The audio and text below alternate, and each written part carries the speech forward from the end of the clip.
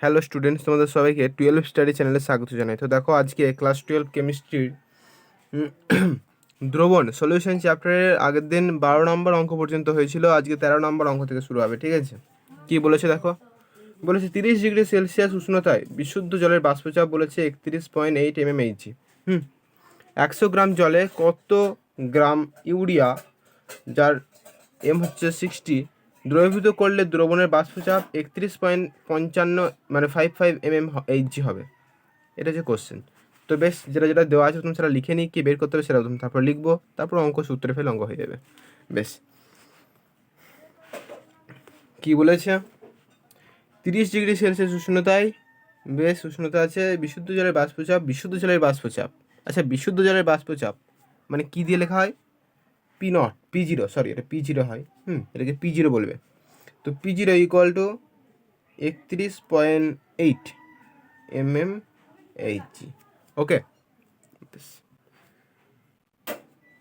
আর তারপর বলেছে 100 গ্রাম জলে, বেশ ওটা থাক এখন, কত গ্রাম ইউরিয়া দ্রবীভূত করলো দ্রবণের বাষ্পচাপ। আবার বলেছে দ্রবণের বাষ্পচাপ 31.55 mmHg, মানে পিটা বলে দিয়েছে 31.55 mmHg, ঠিক আছে?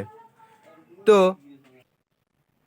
তো দেখো এখানে তাহলে বিশুদ্ধ জলের বাষ্পচাপটা লেখা হলো আর দ্রবণের বাষ্পচাপটা লেখা হলো, ঠিক আছে?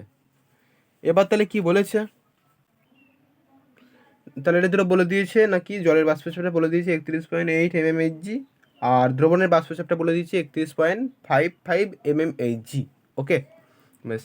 আর কি বলে দেওয়া আছে, বলে দেওয়া আছে 100 গ্রাম জলে কত গ্রাম ইউরিয়া দ্রবীভূত করলে, মানে 100 গ্রাম জল, ঠিক আছে, মানে দ্রাবকটা হলো জল আর ইউরিয়া মানে দ্রাব, সেটা দ্রবীভূত করা হচ্ছে, তাহলে এখানে কত গ্রাম, এখানে কত গ্রাম ইউরিয়া দ্রবীভূত করতে হবে, সরি, এটা 100 গ্রাম জলে কত গ্রাম ইউরিয়া দ্রবীভূত করতে হবে, করলে দ্রবণের বাষ্পচাপটা এত হবে। আচ্ছা, তো চলো,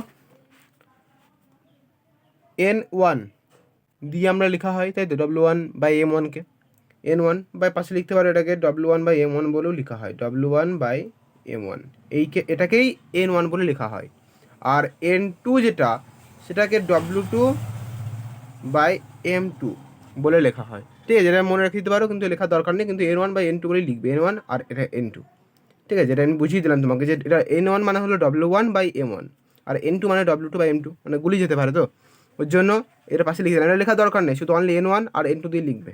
N1 আর N1 তাহলে কত বলেছে, 100 গ্রাম জল, N1 মানে হলো দ্রাবকের মোল সংখ্যা, মানে দ্রাবক মানে যেটা জল 100 আর জল হলো 18, ঠিক আছে?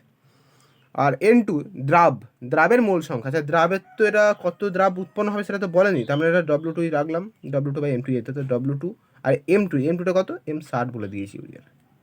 ওকে, তাহলে আমরা এখানে পেয়ে যাচ্ছি, কী বের করতে বলেছে না, কত গ্রাম ইউরিয়া নির্গত হবে, তার মানে এই তো উৎপন্ন হবে, মানে এই W2টা বের করতে হবে, তার মানে তাহলে W2টা জিজ্ঞাসা দিলাম। ওকে, তাহলে পেয়ে গেলে কী কী এবার মানে ডাটাগুলো, এবার যে যে ডেটা দেওয়া ছিল সেগুলো পেয়ে গেলে এবার তুমি এখানে বসিয়ে দাও, সূত্রে হয়ে যাবে। সূত্রটা তো আমরা সবাই জানো, যে P=x1 P0, তাই তো, P=x1 P0। এবার অঙ্কটা বসিয়ে দাও, P=x1 P0, তাহলে এখানে হবে P এর মান হচ্ছে কত, 31.55 ইকুয়াল টু x1 মানে কত, x1 মানে ওই যে W1/M1, এদিকে W1/M1 plus W2/M2 into P0। ওকে, তাহলে এবার এখানে আবার বসাও, 31 পাশে বাদ দিয়ে দেবে, ঠিক আছে, 31.55 ইকুয়াল টু W1/M1, W1/M1 মানে কত, এটা 100/18, মানে N1টা 100/18, ঠিক আছে? তারপরে W1/M1 মানে 100/18 প্লাস W2/N2 মানে W2/60, ঠিক আছে, W2/60, ঠিক আছে, ইন্টু P0 হচ্ছে 31.8। এইবার তোমরা এখান থেকে W2 এর মানটা নিশ্চয়ই নির্ণয় করতে পারবে, পারবে তো? তো এখান থেকে তোমরা তাহলে W2 এর মানটা নির্ণয় করে নিও। W2 এর মানটা কত হবে না, আমি অ্যান্সারটা লিখে দিচ্ছি, যদি না পারো তো কমেন্ট সেকশনে জানাও, না মিলিয়ে নিও, পারবে অবশ্যই আশা করি। তো এটা হবে 2.6413, এটা W2 এর মান এখান থেকে বেরোবে। ঠিক আছে, যেটা কঠিন ছিল সেটা করে দিলাম, ডেটাটা দেওয়া ছিল ডেটা লিখবে, সূত্রে ফেলবে, অঙ্ক হয়ে যাবে। বেশ, চলো নেক্সট 14 নম্বর অঙ্কটা কি বলছে? বলছে 100°C উষ্ণতায় একটি অনুদ্বায়ী দ্রাবের 10% জলীয় দ্রবণের বাষ্পচাপ 751.65 mmHg। ঠিক আছে, দ্রাবটির আণবিক ওজন নির্ণয় করো, দ্রাবটির আণবিক ওজন নির্ণয় করো। বেশ, তো তাহলে অঙ্কটা তাহলে করা যাক, কীভাবে কী করতে হবে। এখানে তাহলে বলেছে দ্রাবটির আণবিক ওজন নির্ণয় করো, তাই তো? বেশ,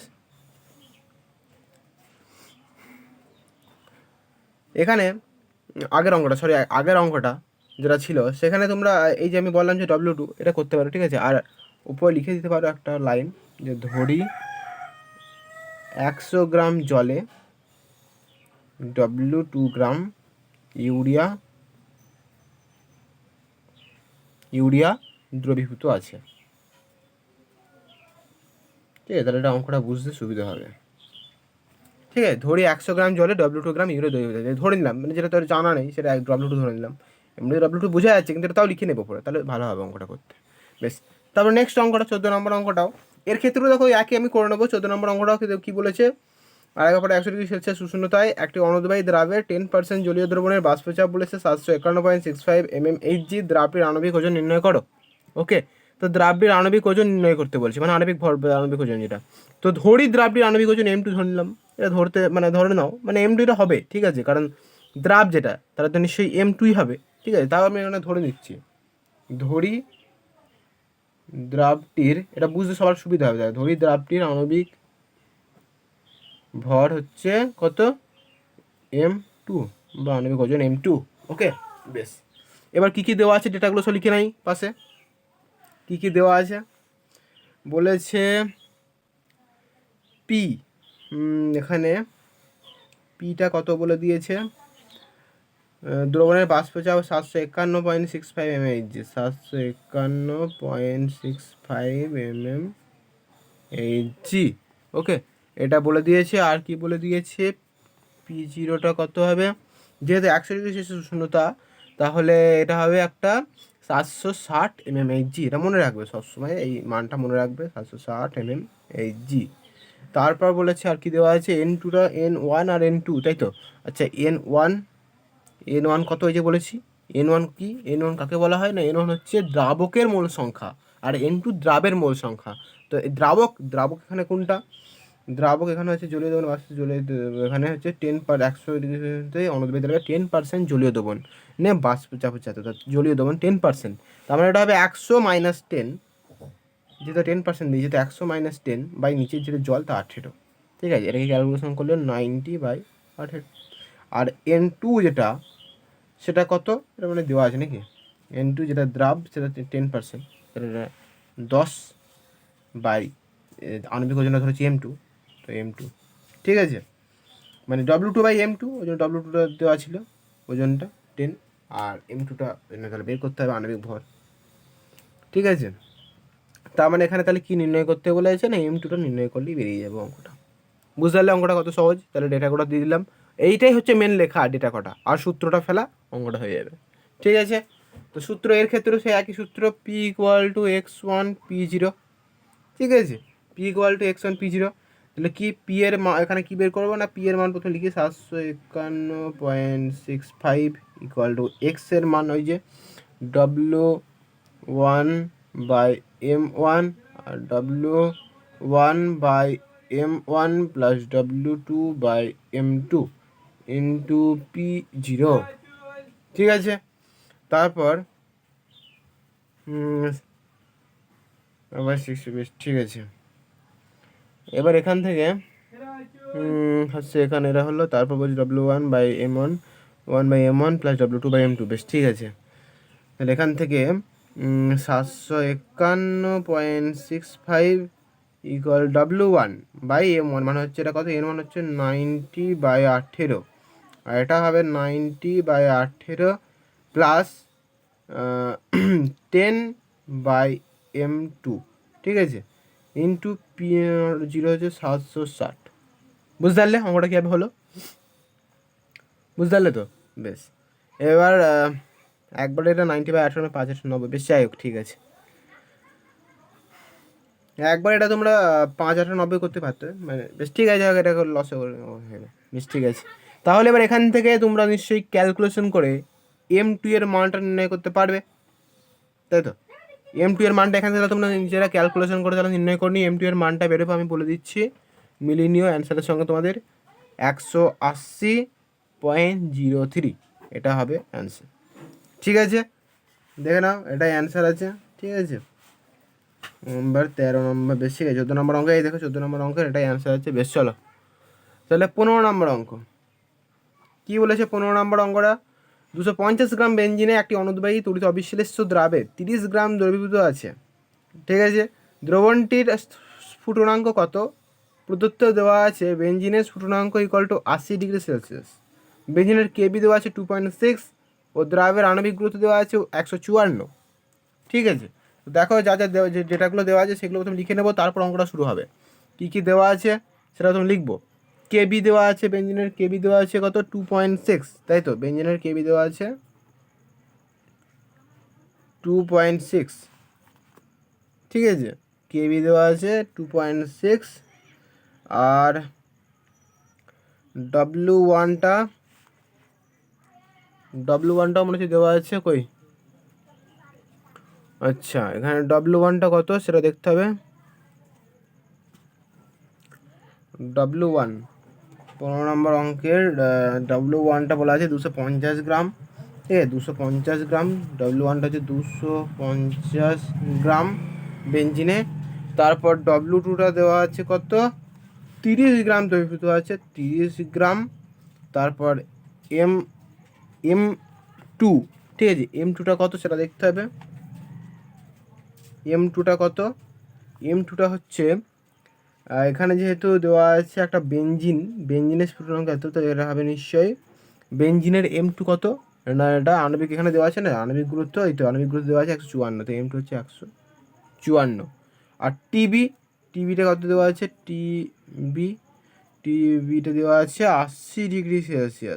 ওকে, বেশ, তো চলো, তো দেখো তাহলে যে কটা ডেটা দেওয়া ছিল সে কটা তাহলে লেখা হলো। ঠিক আছে, এইবার অঙ্কটা আর একবার পড়ো, অঙ্কটা পড়লে তবেই ভালো করে বুঝতে পারবে।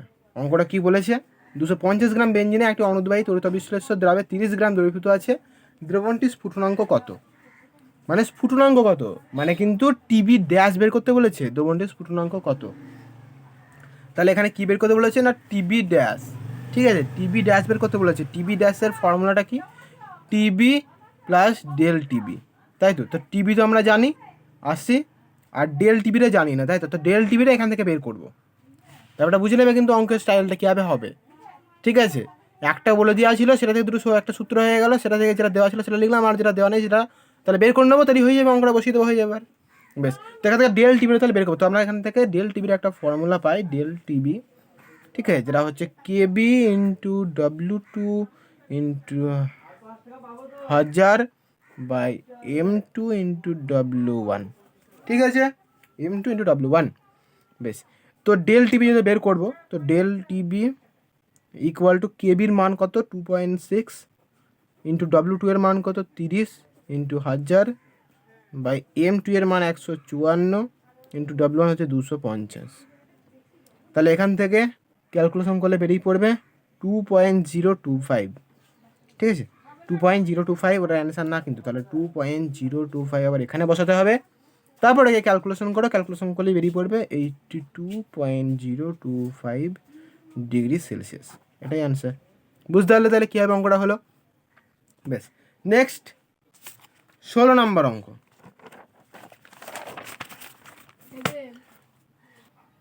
বেশ, নেক্সট অঙ্ক তাহলে 16 নম্বর অঙ্ক। ঠিক আছে, 16 নম্বর অঙ্কটা কী বলেছে? তো 16 নম্বর অঙ্কটা দেখো কি বলেছে। বিশুদ্ধ ক্লোরোফর্মের স্বাভাবিক স্ফুটনাঙ্ক বলেছে 61.3°C। ঠিক আছে, স্বাভাবিক স্ফুটনাঙ্ক কিন্তু এটা। ঠিক আছে, স্বাভাবিক স্ফুটনাঙ্ক বলে দিয়েছে কত? 61.3°C। 18 গ্রাম ক্লোরোফর্মে 5.02 গ্রাম ন্যাপথালিন, মানে C10H8 দরকার লাগবে, দ্রবীভূত করলে দ্রবণের স্ফুটনাঙ্ক হয় 69.5°C। ঠিক আছে, ক্লোরোফর্মের কেবি নির্ণয় করতে বলেছে। কি কোশ্চেন বেরোয় বলেছে? কেবি নির্ণয় করতে। আবার ক্লোরোফর্মের মোলার বাষ্পীভবনের লিনতাপ কত সেটাও নির্ণয় করতে বলেছে। ঠিক আছে, মানে কেবি আর একটা এলভি, মানে লিনতাপ যেটাতে বোঝা হয়, এলভি দিয়ে লিনতাপকে বোঝানো হয়। ঠিক আছে, যাই হোক সেটা আমি করে দিচ্ছি। কীভাবে হবে দেখো, অঙ্কটা ভালো করে দেখে নাও। এখানে বলেছে বিশুদ্ধ ক্লোরোফর্মের স্বাভাবিক স্ফুটনাঙ্ক বলে দিয়েছে 61.3 ডিগ্রি সেলসিয়াস। বেশ, ঠিক আছে। তো সূত্র হলো প্রথম সূত্র লেখা দরকার, প্রথমে যেগুলো ডেটা দেওয়া আছে সেগুলো লিখে নিই। ঠিক আছে, কী দেওয়া আছে 16 নম্বর অঙ্কের 61.3 ডিগ্রি সেলসিয়াস। বেশ, আচ্ছা, সূত্র আমরা জানি যে del TB equal to TB dash minus TB, তাই তো? Del TB equal to TB dash minus TB, del TB equal to TB dash minus TB. Okay, ঠিক আছে। বেশ, তো এখানে টিবি ড্যাশ মাইনাস টিবি মানে del TB equal to TB dash minus TB. তো TB ড্যাশের মানটা দেখো দেওয়া আছে, আর টিবির মানটাও দেওয়া আছে। ঠিক আছে, তো টিবি ড্যাশের মানটা কত দেওয়া আছে? টিবি ড্যাশের মানটা দেওয়া আছে হচ্ছে কত? 69.5 ডিগ্রি, 69.5 মাইনাস টিবি হচ্ছে কত? টিবিটা দেওয়া আছে 61.3। এটাকে তাহলে ক্যালকুলেশন করো, ক্যালকুলেশন করলে বেরিয়ে পড়বে 8.2 কে ক্যালভিনে। ঠিক আছে, বেশ। আর কি দেওয়া আছে? W1টা মনে হয় দেওয়া আছে, মনে হচ্ছে 800 গ্রাম ক্লোরোফর্ম। বেশ, 800 গ্রাম। W2টা মনে হচ্ছে দেওয়া আছে 5.02 গ্রাম ন্যাপথালিন, 5.02 গ্রাম। আর M2 হচ্ছে কত না 100। এখানে M2টা যেহেতু এখানে C10 HAD দিয়ে দিয়েছে, তার মানে সেখান থেকেই 128 হয়ে যাবে, তোমরা দেখে নাও 128। ঠিক আছে, বেশ। তো তারপর বলছি এবার ক্লোরোফর্মের মোলার বাষ্পীভবনের লিনতাপ কত। তো আর এটা তো দ্বিতীয় কোশ্চেনটা। আর বলেছে কেবি নির্ণয় কত। তো বেশ, কেবি নির্ণয়ের ফর্মুলাটা কি? যেহেতু এখানে ডেল টিবি আছে, তো এখানে ডেল টিবি ইকুয়াল টু সূত্রটা question, del TB equal to KB into এই সূত্রটাই, আগের সূত্রটাই, আগের সূত্রটা দেখো, del TB equal to KB into W, এই সূত্রটাই এখানে হবে। ঠিক আছে, এবার এই ক্ষেত্রে ডেল টিবির মানটাও দেওয়া আছে, বাস অন্য কিছু না। তো del TB equal to KB into W2 into 1000 by M2 into W1। ঠিক আছে, বেশ। তো ডেল টিবি হচ্ছে 8.2, কেবির মানটা বের করতে বলেছে, W2 এর মান হলো 5.02 ইন্টু 1000 বাই M2 হচ্ছে 128 ইন্টু W1 হচ্ছে 18। তো এখান থেকে নিশ্চয়ই কেবির মানটা তোমরা বের করতে পারবে, কত হবে? 8.2 ইন্টু 128 ইন্টু 18 বাই 5.02 ইন্টু 1000। তাহলে এখান থেকে ক্যালকুলেশন করলে বেরিয়ে পড়বে 3.76। ঠিক আছে, তাহলে এটাই অ্যান্সার। বুঝে নাও তাহলে 16 নম্বর অঙ্ক, তাহলে এটাই অ্যান্সার হয়ে গেল। ঠিক আছে, বেশ। তো নেক্সট এবার এখান থেকে তোমরা বুঝতে পারলে 16 নম্বর অঙ্কটা। বেশ, কে বলবে 17 নম্বর অঙ্কটা কী বলেছে? 17 নম্বর অঙ্কটা KCl এর একটি জলীয় দ্রবণের গাঢ়ত্ব 1 মোল দ্রবণের স্ফুটনাঙ্ক নির্ণয় করতে বলেছে। ঘনত্ব দেওয়া আছে, বেশ। প্রদত্ত দেওয়া আছে জলের কেবি দেওয়া আছে। ধরে নাও দ্রবণে KCl সম্পূর্ণ বিয়োজিত হয়। বেশ, ভালো অঙ্ক দিয়েছে এবং খুবই এক মিনিট আগের অঙ্কর ক্ষেত্রে তো শুধু একটা বের করা হলো, কেবি। ক্লোরোফর্মের মোলার বাষ্পীভবনের লিনতাপ তো বের করা হয়নি, সরি ক্লোরোফর্মের মোলার বাষ্পীভবনের লিনতাপ বের করা হয়নি না। তাহলে এটা প্রথম কোশ্চেনটা গেল, এটা হবে দ্বিতীয় কোশ্চেন এর অ্যান্সারটা। ঠিক আছে, দ্বিতীয় কোশ্চেনের অ্যান্সারটা তাহলে ক্লোরোফর্ম মোলার। এটা তাহলে কী হবে? সূত্রটা ভালো করে মুখস্থ করে নাও, KB equal to R² B by 1000 into LV. এইটাই হলো লিনতাপ। ঠিক আছে, তো LV equal to R² B by 1000 into KB. ঠিক আছে, এখানে আর কত? আর হলো 8.314। তাহলে বসে দাও 8.314। ঠিক আছে, 8.314 বাই ইন্টু এখানে টি কত? টিবি হচ্ছে কত? 61.3 প্লাস 273। ঠিক আছে, টিবি হচ্ছে কত? 61 প্লাস 3 প্লাস 273। ঠিক আছে, এটা কেলভিনে, তাহলে এটা হয়ে যাবে কত না 334.3 কে আর কত দেওয়া আছে না কেবি দেওয়া আছে, কেবিটা হচ্ছে 3.76, যেটা বেরিয়ে হয়েছে। ঠিক আছে, তো এখানে বসিয়ে দাও, দেখো হয়ে যাবে, খুবই সহজ অঙ্কটা।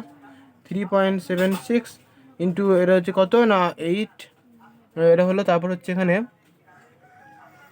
334.3 হোল স্কোয়ার।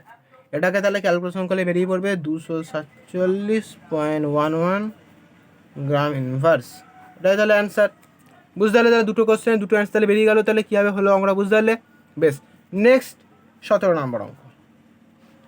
এটা কিন্তু তোমাদের বইয়ের সঙ্গে অ্যান্সারটা মিলছে না, তাই তো? 247.11, ঠিক আছে। এটাকে আমি বলে দিচ্ছি এটা কীভাবে হচ্ছে। এখানে তোমরা লিখে দেবে অ্যান্সারে, আমি করে দিচ্ছি। ক্লোরোফর্মের মোলার বাষ্পীভবনের লিনতাপ 247.11, ঠিক আছে। এটা 119.5 এরকম একটা অ্যান্সার পেয়েছিল, তাই তো? তো এখান থেকে আমি বের করে দিচ্ছি অ্যান্সারটা। তাহলে এটা হবে 295, এটা যেহেতু জুল গ্রাম ইনভার্সে, আমি জুল মোল ইনভার্সে করছি। 95, তাহলে 29.64 জুল মোল ইনভার্স, ঠিক আছে। বেশ, এরপরে এটা থেকে আমি আবার কিলো জুলে নিয়ে যাবো।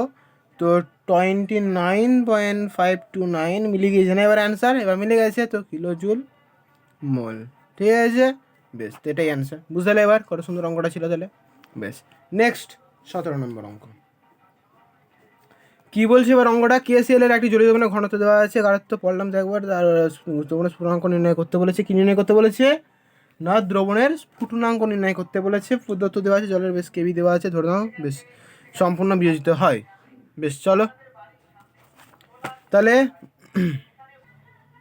তো দেখো 17 নম্বর অঙ্কটা তাহলে কীভাবে হবে না, এখানে প্রথমে লিখবো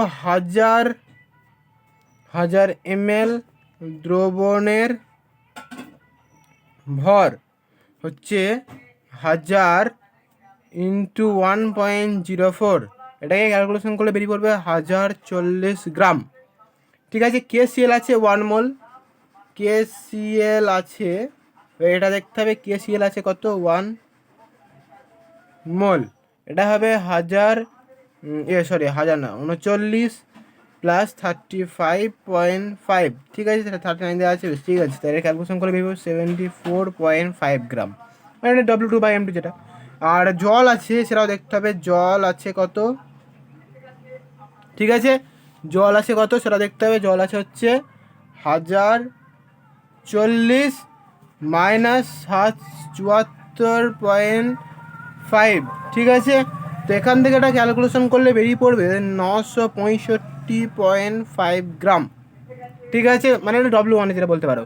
তো কেবির মানটা কত দেওয়া আছে সেটা দেখতে হবে। প্রথমে কেবির মানটা কত দেওয়া আছে, 0.5 to 0.52, ঠিক আছে। বেশ, আর আইটা এখান থেকে আইটা বেরোচ্ছে হচ্ছে কত, আইটা হচ্ছে 2, ঠিক আছে। আইটা দেওয়া আছে 2, বেশ, ঠিক আছে। 1 মোল পূর্ণাঙ্ক, বেশ, আইটা হচ্ছে এখানে 2, বেশ।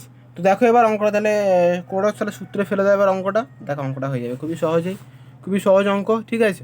দেখো তাহলে del TB equal to I into KB, ঠিক আছে। তো W2 into 1000 by M2 into W1, তাহলে এখান থেকে আই হচ্ছে 2, কেবি হচ্ছে 0.52, W2 হচ্ছে কত, W2 হচ্ছে 74.5 ইন্টু 1000, আবার এটা M2 হচ্ছে 74.5 ইন্টু 965.5। এবার এটাকে তোমরা ক্যালকুলেশনটা করে নাও, দেখো বেরিয়ে যাবে 1.077।